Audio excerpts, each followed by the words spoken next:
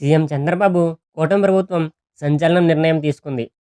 YCP హయాంలో అందించిన ఇళ్ల స్థలాల వ్యవహారంపై సర్కారు ఫోకస్ పెట్టింది. అప్పట్లో అనర్హులు ఇళ్ల పట్టాలు పొందారని కూటమి ప్రభుత్వం ఆరోపిస్తుంది. అనర్హులను గుర్తించి కలెక్టర్లకు ఆదేశాలు జారీ చేసింది. అనర్హులని తేలితే వారికి ఇళ్ల పట్టాలను ప్రభుత్వం రద్దు చేయనుంది. ఈ మేరకు ఏపీ భూ పరిపాలన ప్రధాన కమిషనర్ జయలక్ష్మి ఆదేశాలు ఇచ్చారు. 15 రోజుల్లోనే ఈ పని పూర్తి చేయాలని ఆదేశించింది. అయితే ఇళ్ల పట్టాల రద్దుకి ప్రభుత్వం ఎక్కువ గడువు ఇవ్వకపోవడంతో సర్వత్రా చర్చగా మారింది. ఈ తరుణంలోనే ఇళ్ల పట్టాలు పొందేందుకు తమకు అన్ని అర్హతలు ఉన్నాయని లబ్ధిదారులు నిరూపించుకోవాల్సిన పరిస్థితి నెలకొంది.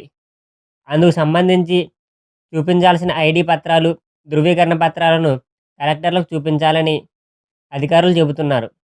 లేకుంటే ఇళ్ల పట్టాలు రద్దవుతాయని హెచ్చరిస్తున్నారు.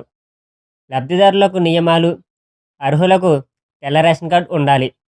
ఇళ్ల పట్టాలు పొందిన వారికి అంతకుముందే ఇల్లు లేదా స్థలం ఉండకూడదు. ఇన్కమ్ ట్యాక్స్ చెల్లిస్తూ ఉంటే ఇంటి పట్టా రద్దు చేస్తారు. కారు లాంటి 4 చక్రాల వాహనం, ఇళ్ల స్థలం రద్దు చేస్తారు. కుటుంబంలో ఒకరికంటే ఎక్కువ మందికి పట్టాలు ఉన్నా ఒకరికి మాత్రమే ఉంచి మిగతా వారికి రద్దు చేస్తారు. ప్రభుత్వం ఇచ్చిన స్థలాన్ని అమ్మితే వారికి రద్దు చేస్తారు. అమ్మిన స్థలాన్ని ప్రభుత్వం వెనక్కి తీసుకుంటుంది. ఈ ప్రశ్నలతో కూడిన ప్రశ్నావళిని ప్రభుత్వం రెడీ చేసింది. దీని ఆధారంగా అధికారులు లబ్ధిదారులను పరిశీలించనున్నారు. లబ్ధిదారులు ఇచ్చే వివరాలని ఆన్లైన్లో నమోదు చేసి ఆ తర్వాత పట్టాలు రద్దు చేసి నోటీసులు అందజేయనున్నారు. వైసీపీ పాలనలో కొంతమంది అర్హత లేకపోయినా ఇళ్ల పట్టాలు పొందారని, కొన్ని ఇళ్లల్లో 2 లేదా 3 కూడా ఇళ్ల పట్టాలు ఉన్నాయని ఫైర్ అవుతున్నారు.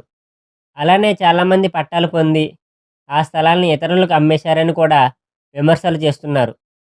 ఇలానే ఇళ్ల పట్టాలు పొందిన వారిలో చాలామంది రిజిస్ట్రేషన్ కూడా చేయించుకోలేదని చెబుతున్నారు.